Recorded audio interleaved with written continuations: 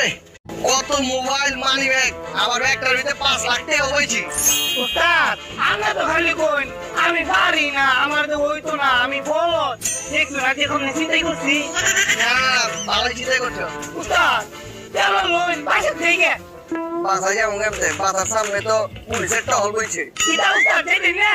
আচ্ছা ওই যে আমরা তো বাসায় যাওয়ার রাস্তাটায় পুলিশ আছে নি, যা দেখতো। কি আছে? 1 hour later. হ্যাঁ উস্তাদ আসছি। আইছস এত সময় লাগলো কেলা? উস্তাদ রাস্তা তো একটা পুলিশ আছি না, বাজে থানা তো যায় ঢেকে লইছি। এই যে